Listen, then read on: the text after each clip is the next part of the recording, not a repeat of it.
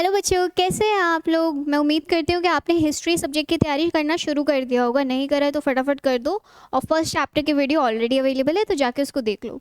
ठीक है, बिना किसी देरी के चैप्टर 2 हम लोग स्टार्ट करते हैं। जैसे कि मैंने आपको बताया था कि हमारा जो फॉर्मेट रहेगा वो इस तरीके से रहेगा कि एक वीडियो में हम लोग डिस्कस करेंगे चैप्टर एंड सेकेंड वीडियो में हम लोग डिस्कस करेंगे उससे रिलेटेड इंपॉर्टेंट MCQ। तो 2 वीडियो में आपका काम खत्म हो जाएगा, चैप्टर खत्म हो जाएंगे और आपकी जो तैयारी है वो अच्छे से शुरू हो जाएगी। आज का जो हमारा चैप्टर है वो है किंग, फार्मर्स एंड टाउन, यानी early states and economies. Basically हम इस चैप्टर में ये रीड आउट करेंगे कि आफ्टर हड़प्पन सिविलाइजेशन क्या क्या चेंजेस आए इन द इंडियन हिस्ट्री या ऑल ओवर। ठीक है, तो हम इस चैप्टर में डिस्कस करेंगे कि क्या किंग्स थे। फॉर एग्जाम्पल अशोका, है ना, सब उनका नाम जानते हैं। अशोक जो थे वो एक सम्राट थे, है ना। Ashoka the great king of Mauryan empire, right. तो इसी तरीके से हम देखेंगे फार्मर्स। यहाँ पे जो फार्मर्स लिखा हुआ है, farmers is relatable to society, कि वहाँ की सोसाइटी कैसे थी, एग्रीकल्चर वहाँ का किस तरीके का था, या फिर वहाँ पे जो प्रोडक्शन था वो किस तरीके से होता था, या किस तरीके से उसको और अच्छा बनाया गया। फिर थर्ड वर्ड इज टाउन, कि वहाँ के जो टाउन्स थे वो किस तरीके के थे, है ना। कि लाइक महाजनपद सुना था ना आपने, अभी पढ़ा भी होगा अपने पेपर के लिए। तो हम उसी तरीके से इस चैप्टर को देखेंगे। ठीक है, फिर हम लोग यहाँ पे बात करेंगे कि किस तरीके से जो यहाँ की स्क्रिप्ट्स थी वो कैसे पढ़ी गई, किसने पढ़ी, और उन स्क्रिप्ट से हमें क्या देखने को मिला। ठीक है, तो हम शुरू करते हैं कि after the end of Harappan civilisation क्या हुआ। तो ऋग्वेदा हमें मिलती है, ठीक है, वो फॉर्म्ड हो गई थी। एग्रीकल्चर एंड सेटलमेंट, एग्रीकल्चर हमने देखा था कि हड़प्पन सिविलाइजेशन में भी एग्रीकल्चर की जाती थी, है ना। हमने कालीबंगा करा था, मोहनजोदाड़ो में हमने देखा था कि बहुत सारे वेल्स थे, है ना। तो यहाँ पर भी था कि यहाँ पे एग्रीकल्चर सेटलमेंट शुरू हो गई थी। न्यू मोड ऑफ डिस्पोजल, यानी जो डेड लाइक होते थे वो सारी चीज़ें हमें यहाँ पे देखने को मिलती है। कहाँ पे, साउथ इंडिया तक। फिर हम यहाँ पे देखेंगे न्यू टाउन्स एंड किंगडम्स। ठीक है, हम यहाँ पे देखेंगे जो कुषाण थे, ठीक है, सातवाहन थे, या फिर चंद्रगुप्त, या फिर बिंदुसार, या अशोका, किस तरीके से जो किंगडम है वो डेवलप्ड हुए। ठीक है, उसके बाद अब आएगा हमारा the 6th century BCE is often regarded as a major turning point of in early Indian history, यानी जो 6th सेंचुरी थी, समझ रहे हो, ये जो हमारी 6th सेंचुरी थी वो इतना ज़्यादा इम्पॉर्टेंट क्यों थी, किसके लिए, हिस्ट्री के लिए। तो हम लोग ये चैप्टर इस तरीके से करेंगे कि आपने ये वीडियो देख ली, आपका काम ख़त्म। जो छोटे मोटे फैक्ट्स आएंगे वो मैं आपको बताती जाऊंगी, बाकी हम लोग कोशिश करेंगे हिस्ट्री को स्टोरी की तरह समझने की। बेसिकली हिस्ट्री स्टोरी ही है ना, हिस्ट्री स्टोरी, है ना। तो उसी तरीके से हम इस चैप्टर को देखेंगे। अब 6th सेंचुरी में क्या क्या हुआ था, छोटे छोटे पॉइंट्स से याद रख लो। इस पॉइंट्स में हमें कैसे, इस तरीके से याद रखो कि जैसे आयरन का यूज़ हो गया था। आयरन यानी इस चैप्टर में हमने देखेंगे कि आयरन का डेवलपमेंट से क्या चीज़ें हुई। इसको हम लोग रिलेट करेंगे मगध से या मौर्य से, कि ऐसा क्या आयरन में डेवलपमेंट हुआ जिससे जो मौर्यन एम्पायर था या फिर मगध जो महाजनपद था, मैं आगे बताऊंगी भी महाजनपद क्या होते हैं, वो आयरन की वजह से कैसे फूला फला, है ना। कहते हैं कि एक चीज़ हमारी ज़िंदगी में हो जाए तो हम उससे कितना अपने आप को अच्छा महसूस करते हैं। तो सेम लाइक विद दैट कि 6th सेंचुरी में जो जो चीज़ें हुई उससे आने वाले जो टाउन्स थे, किंगडम्स थे, ठीक है, या फिर महाजनपद से वो क्या हुए, ग्रो हुए, ग्रो एंड ग्लो। ओके, तो अर्ली ग्लोइंग पीरियड हम इसको भी कहते हैं। ठीक है, डेवलपमेंट ऑफ कॉइनेज। अब हड़प्पा में हमें कॉइन्स इतने नहीं मिलते हैं, नहीं मिलते ना, मोहरे मिलती हैं। लेकिन यहाँ पे अब सिक्कों की बात होगी। सिक्के किस तरीके के, गोल्ड, सिल्वर, तांबे के यानी कॉपर, उस तरीके से आपको चीज़ें यहाँ पे मिलेगी, कॉपर की भी। ठीक है, अर्ली स्टेट्स एंड सिटीज़। ठीक है, यहाँ पे अब स्टेट्स डेवलप होने लगे थे, सिटीज़ बनने लगी थी। सिटीज़, अर्ली स्टेट लाइक महाजनपद, क्या थे, महाजनपद। ठीक है, सुना है ना इसका नाम, जनपद मार्केट भी है लेकिन ये मार्केट वाला नहीं है। ठीक है, यहाँ पे हम लोग देखेंगे 16 महाजनपद। ठीक है, कितने थे, 16।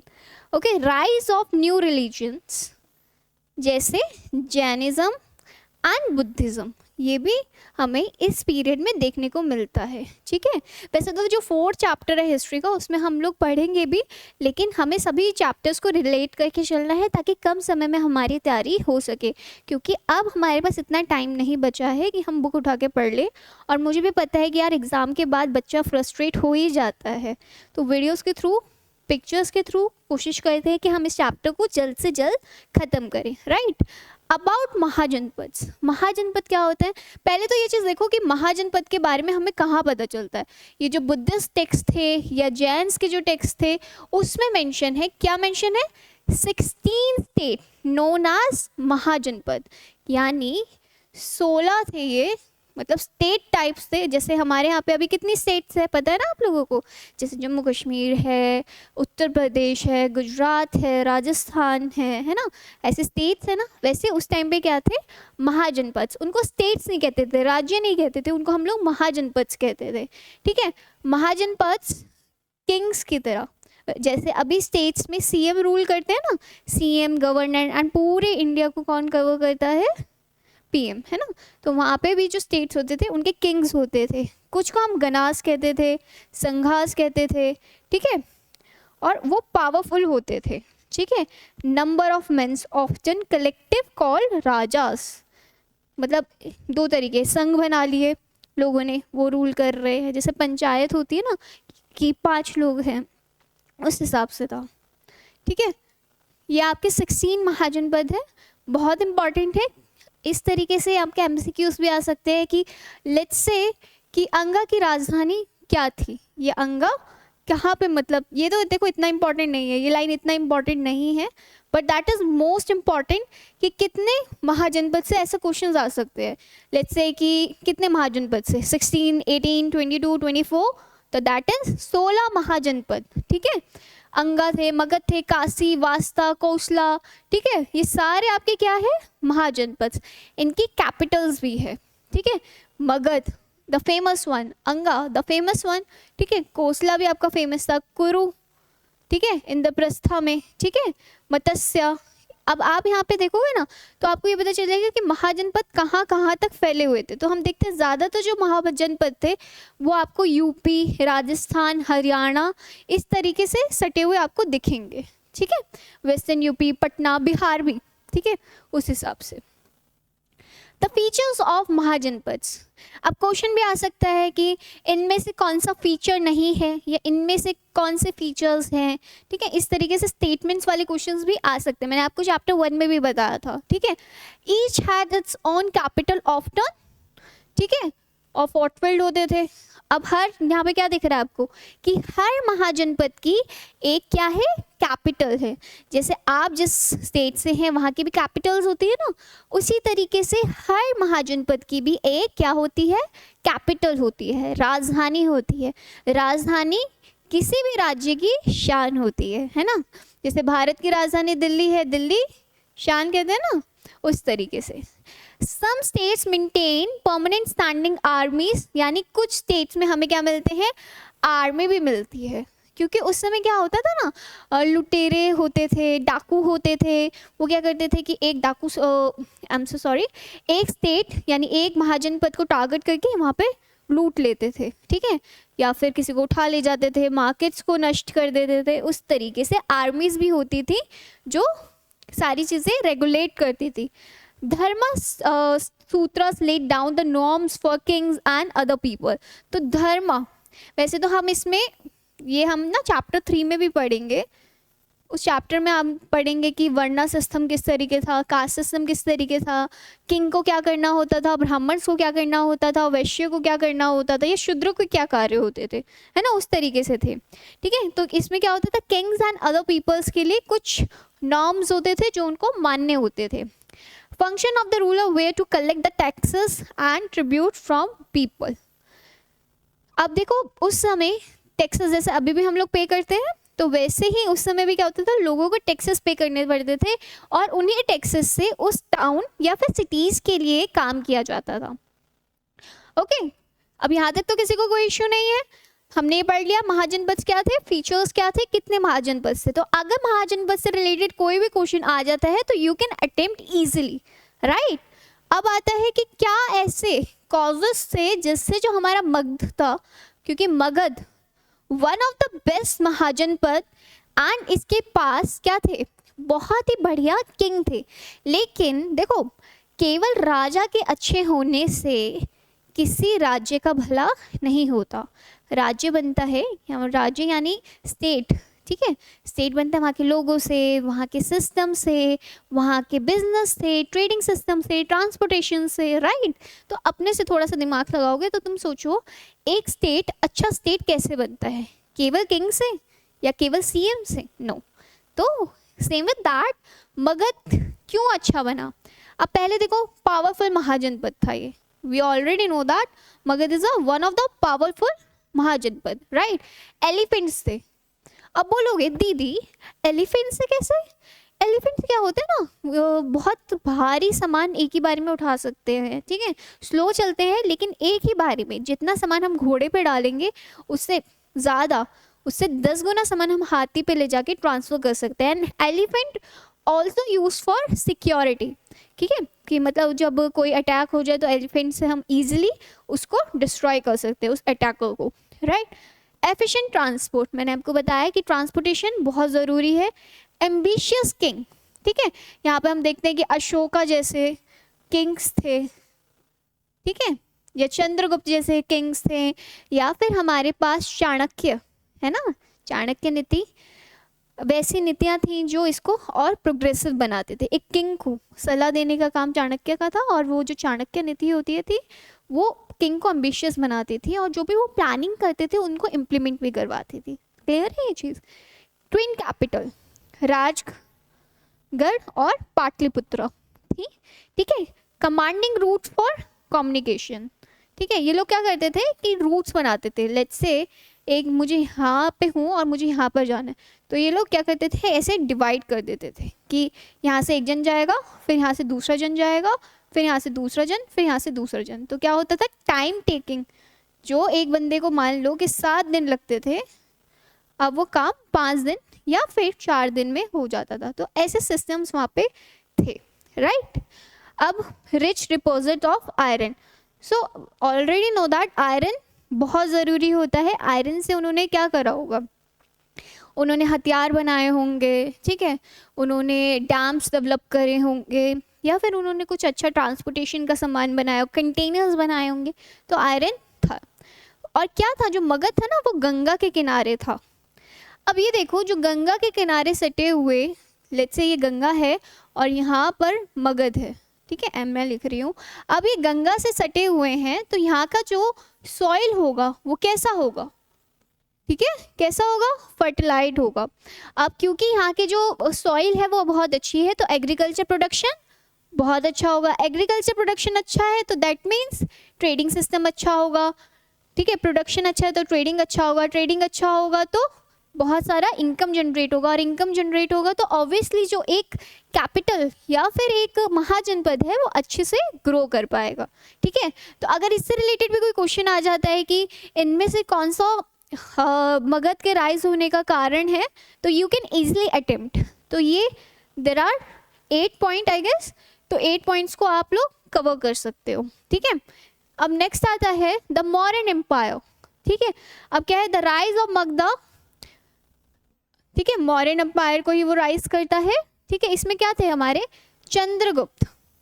अब अगर क्वेश्चन आ जाता है who was the founder of the empire of Mauryan empire, तो that is Chandragupta Maurya, okay, clear है।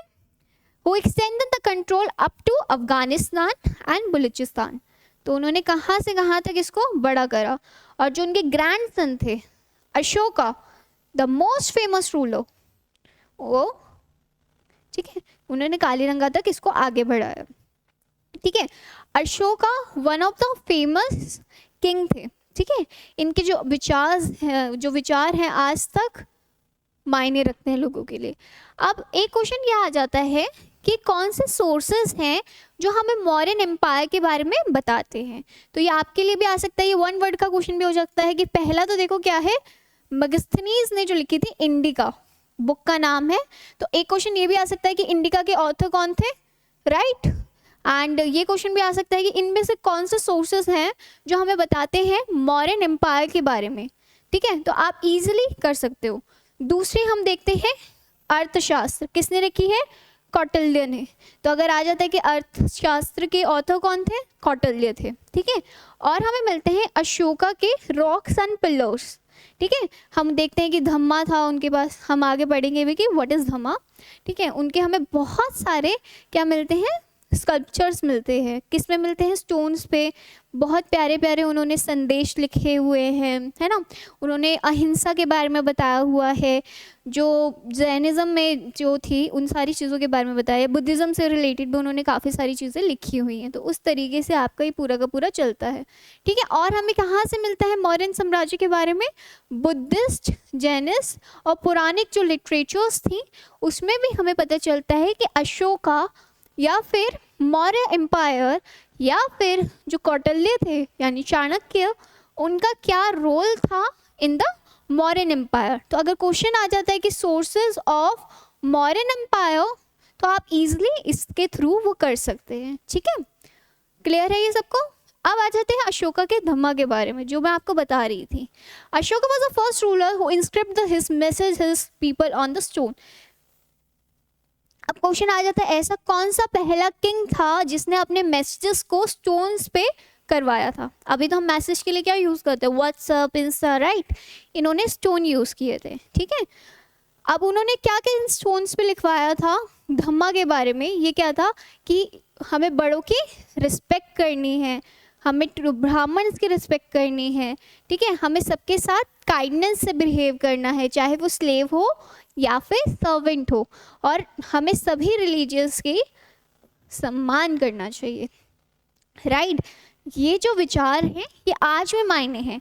बड़ों का हमें पेरेंट्स भी सिखाना है ना, जैसे आपके पेरेंट्स या फिर मेरे पेरेंट्स या फिर टीचर्स या जो आपके गुरुजन होते हैं, वो आपको सिखाते हैं ना कि बड़ों की हमेशा इज्जत करनी है, सब पे दया का भाव रखना है, चाहे वो स्लेव हो या सर्वेंट्स। आजकल तो खैर इतना नहीं होता है, लेकिन गरीबों को भी हमें ह्यूमैनिटी की तरह देखना चाहिए, है ना। हमें बहुत दयावान, काइंडनेस हमारे अंदर होना चाहिए। तो उन्होंने यही सारी चीज़ें लिखी थी। और उन्होंने लिखा था कि कोई भी रिलीजन दूसरे रिलीजन के साथ भेदभाव नहीं करेगा। तो दैट इज धम्मा। धम्मा यानी क्या हुआ, ये इसको हम कह सकते हैं संदेश, ठीक है। अशोक के संदेश थे थ्रू द धम्मा, ठीक है। अब ये क्लियर है। अगर वो आ जाता है कि धम्मा किससे रिलेटेड था, तो basically that is related to kindness and humanitarian, okay. अब नेक्स्ट आ जाता है feature of modern administration as mention in the Ashoka inscriptions. तो हम लोग देखते हैं कि जो अशोका है, अशोका फेमस क्यों है, बिकॉज उन्होंने अपने टाइम पे बहुत सारे एडमिनिस्ट्रेटिव वर्क किए थे, ठीक है। अब क्या आता है, पहला उन्होंने पॉलिटिकल सेंटर्स क्रिएट करे थे। कहाँ कहाँ पे, पाटलिपुत्रा में, तक्षशिला में, उज्जैन में, तोसाली में, ठीक है। ये 5 थे जो उन्होंने यूज़ करे। तो ये क्वेश्चन भी आ सकता है कि कौन से 5 मेजर पॉलिटिकल सेंटर थे। क्लियर है ये। रोल ऑफ सब कमेटीज, ये हमें कहाँ पे मिलता है, मेगास्थनीज की। मेगास्थनीज ने क्या लिखा था, अभी बताया था ना, इंडिका, ठीक है। ये देखो छोटे छोटे फैक्ट्स हैं। अब इस पे ना क्वेश्चन बहुत जल्दी बनते हैं। अब काफ़ी बच्चे होते हैं पूरा चैप्टर पढ़ लेते हैं, लेकिन जो छोटे छोटे फैक्ट्स उस चैप्टर से बन सकते हैं वो नहीं रीड आउट करते हैं, ठीक है। तो हमें याद रखना, कौटिल्य ने क्या लिखी थी, अर्थशास्त्र, और मेगास्थनीज ने इंडिका, ठीक है। तो हमें पता चलता है कि वहाँ पे ना सब कमेटीज़ बनी हुई थी। अब बोलोगे दीदी सब कमेटीज़ क्या होती है, जैसे होता है ना आपके स्कूल्स में भी होता है, डिसिप्लिन के लिए अलग कमेटी होती है, ठीक है, और रूल्स के लिए अलग कमेटी होती है, क्लासेस के लिए अलग कमेटीज़ होती हैं। तो वैसे भी यहाँ पे भी अलग अलग कमेटीज़ होगी। एग्रीकल्चर के लिए अलग होगी, ठीक है। एग्रीकल्चर अगर बात हो गया तो एग्रीकल्चर के लिए भी डिफरेंट कम्युनिटीज़ होंगी, कमेटीज़ होंगी। लेट्स से कुछ वाटर्स के लिए होगी कि वाटर सप्लाई किस तरीके से होना चाहिए, कुछ प्रोडक्शन रिलेटेड होगी कि इस फसल या इस ग्रेन का क्यों नहीं हो रहा है। तो ऐसे करके सब कमेटीज़ मिली हुई थी जो हमें मेगास्थनीज में मेंशन मिलती है। And third one is major of Ashoka hold his empire. तुमको पता है एक स्टोरी है अशोका की कि अशोका जो थे वो बहुत ही हिंसक और किंग थे एक, ठीक है, मतलब एक कहानी है ये। अब ऐसा है कि हिस्ट्री में तो हम कहानियों पे ही बिलीव करते हैं। तो वो बहुत ही हिंसक थे, लेकिन बाद में उनको रियलाइज़ हुआ कि हिंसा से कुछ नहीं हो सकता, ठीक है। तो इस वजह से वो धीरे धीरे अपने आप को चेंज करके अहिंसा में आए और फिर उस तरीके से उन्होंने धम्मा जैसी चीज़ों का आचरण अपनाया, ठीक है। तो धीरे धीरे सब में चेंजेस आते हैं। अभी जैसे आप लोगों में चेंजेस नहीं आ रहे होंगे, अभी आप में से जो बच्चे पढ़ रहे हैं, वेरी गुड, आप बहुत ही प्यारे बच्चे हैं। लेकिन कुछ बच्चे ऐसे भी होंगे जिनको कोई भी टेंशन नहीं है CUET के लिए, ठीक है। वो पढ़े होंगे 12-12 बजे, 1-1 बजे उठ रहे होंगे, फिर उसके बाद कोई वेब सीरीज़ चिल कर लिया फ्रेंड्स के साथ, ठीक है।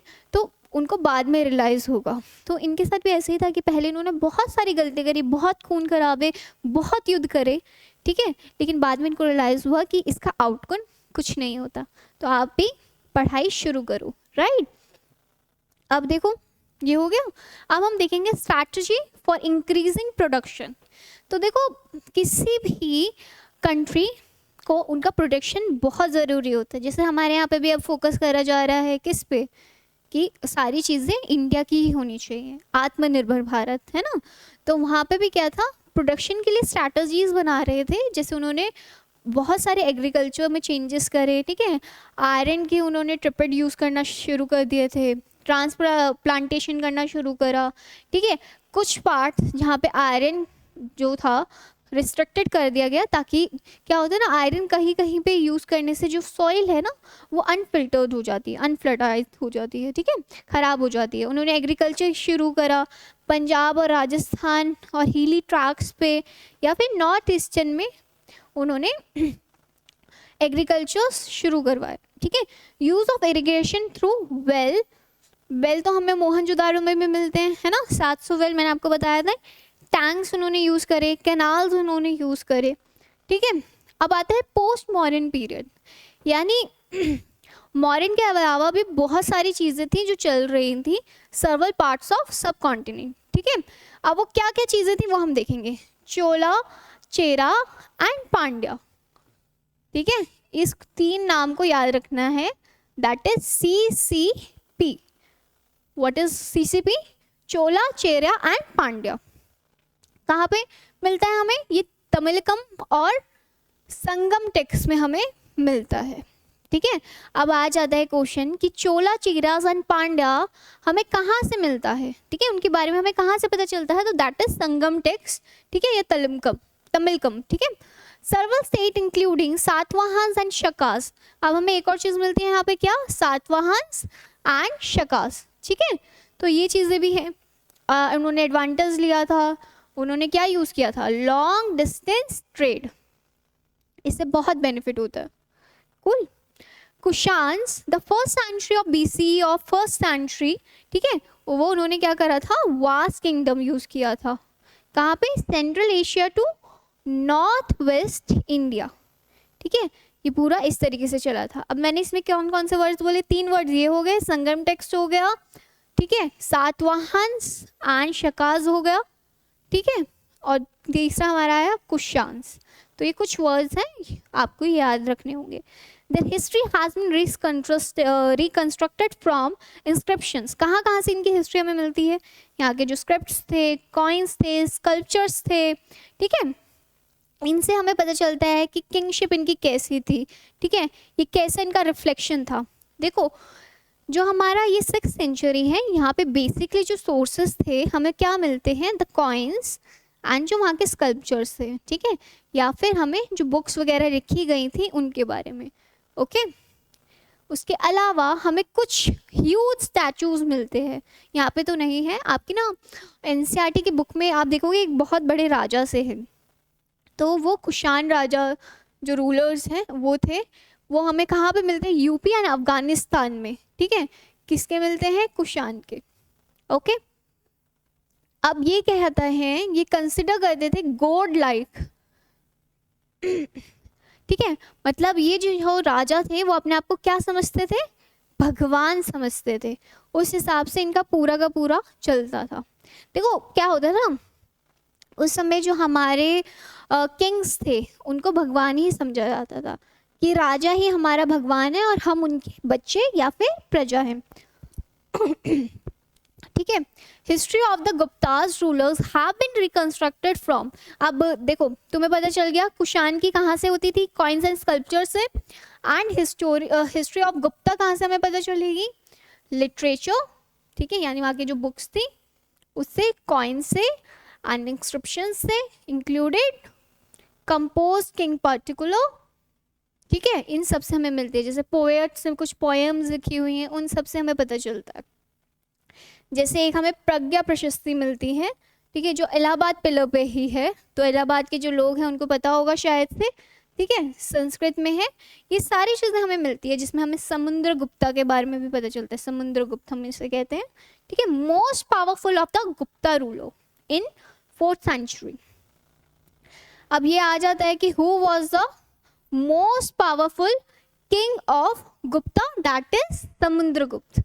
ओके, न्यू सिटीज, ये क्वेश्चन लास्ट ईयर भी आ जाता था कि कौन सी ऐसी 4 सिटी थी जो न्यू सिटी थी, तो फर्स्ट वन इज पाटलिपुत्र, ठीक है, फिर पुहार, देन उज्जैन एंड मथुरा, ठीक है। अब यहाँ पे लिखा भी हुआ है, यहाँ पे रिवर हमारे रूट्स थे, ये नियर द कोस्ट था, ये लैंड रूट था, and that is commercial and cultural political activity सबसे ज़्यादा हमें कहाँ पे मिलती है देखने को, मथुरा में, ठीक है। क्लियर है ये आपको, ये आपकी 4 सिटीज हैं।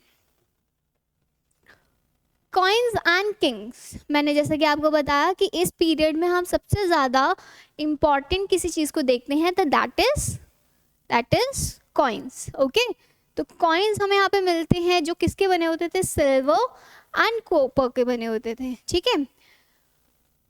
ये होते थे पंच मार्क्ड होते थे। अब बोलोगे दीदी ये पंच मार्क्ड क्या होते हैं, तो मतलब देखो इस तरीके से हमें ये जो हमारे प्यारे प्यारे सिक्के हैं वो मिलते थे, मतलब इन पे ना कुछ ऐसे दबा कर, पंच मुक्का होता है ना, मुक्का वाला नहीं है ये, मतलब उन सिक्कों पे ऐसे छपाई होती थी पंच मार मार के। तो उस तरीके के हमें कॉइन मिलते हैं, कहाँ पे, मौर्याज में भी मिलते हैं, अलग अलग डेंसिटीज़ में हमें अलग अलग कॉइन्स देखने को मिलते हैं। It is also likely to take merchant, bankers and town people issue, मतलब ये इस तरीके से बनाए जाते थे। The first coin to bear the names and image of the ruler were issue by Indo Greek, तो हमें पहले कॉइन जिसमें क्या है, नेम, यानी किसका नाम होगा, ऑब्वियसली राजा बड़ा है ना, तो राजा का नाम, इमेज होती थी, ठीक है, वो हमें कौन से में मिलते हैं, इंडो ग्रीक, ठीक है, who establish the control over the north western, ठीक है, और सब कॉन्टिनेंट, तो ये हमें मिलते हैं। इंडो ग्रीक आ सकता है कि कौन से रूलर्स यूज करते थे, तो the Indo Greek use rulers. The first gold coin were issue 1st century by the Kushans. अब अगर क्वेश्चन आ जाए कि गोल्ड कॉइन सबसे पहले किसने यूज करे, मतलब किसने डेवलप्ड करे, तो दैट इज कुशान। ये क्वेश्चन आ सकते हैं, और मैं आपको बताया था हर फैक्ट की अपनी एक वैल्यू है, तो उसको आप लोगों को ध्यान रखना है, ठीक है। They were virtually intendedly wait with those issue by the contemporary, ठीक है, इनके वेट्स होते थे। अब अगर वर्ड आ जाता है रोमन का, ये पेरिप्लस आ जाता है, तो इसका मतलब क्या होता है, meaning selling around, okay. And अगर आ जाता है इरिथ्रन, तो दैट इज रेड सी। वैसे तो ऐसे क्वेश्चंस आते नहीं हैं, बट आपके लिए एक फैक्ट है अच्छा से, तो आप इसको याद रख सकते हो। कूल। अब आ जाते हैं हमारा इंस्क्रिप्शंस किस तरीके की थी। जैसे मैंने आपको बताया था, हड़प्पा की जो स्क्रिप्ट्स थी वो आज तक पढ़ी नहीं जा सकी, जो अपने आप में बहुत बड़ी बात है, लेकिन ऐसा ज़रूरी नहीं है कि हर स्क्रिप्ट आज तक पढ़ी नहीं जा सकी। तो यहाँ पे भी ऐसे ही था। जेम प्रिंसेप, ये नाम बहुत इम्पॉर्टेंट है बच्चों, इसको याद रखना है। जेम प्रिंसेप कौन थे, इंग्लिश ईस्ट इंडिया कंपनी के मेंबर थे, ऑफिसर थे वो, जिन्होंने अशोका की ब्राह्मणी स्क्रिप्ट को पढ़ा था। कब पढ़ा था, 1838 में। इससे आपके 2 क्वेश्चंस बन सकते हैं, कैसे, किसने पढ़ा, कब पढ़ा। एक क्वेश्चन और ऐड कर देती हूँ कि कौन था James Prinsep, the English East India Company officer, right.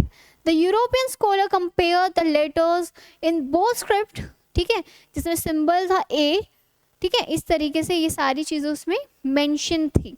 ठीक है, हिस्टोरियंस इसको एक महान खोज के रूप में मानते हैं। क्यों मानते हैं? क्योंकि अगर ये स्क्रिप्ट पढ़ी नहीं जाती तो हमें नहीं पता चलता किसके बारे में, महाजनपद के बारे में, अशोका के बारे में, या फिर हमारी हिस्ट्री के बारे में। हमारी जो हिस्ट्री है, इंडिया की जो हिस्ट्री है, वो एक रिच हिस्ट्री है, तो हमें उसका रिस्पेक्ट तो करना ही चाहिए। और हिस्टोरियंस जिन्होंने इतनी मेहनत करी है उनका भी रिस्पेक्ट करना चाहिए। अब इसमें ना एक चीज़ हुई कि instead the king is refer to as Devapiya and Piyadasi. हमने देखा कि यहाँ पर अशोका का नाम था ही नहीं।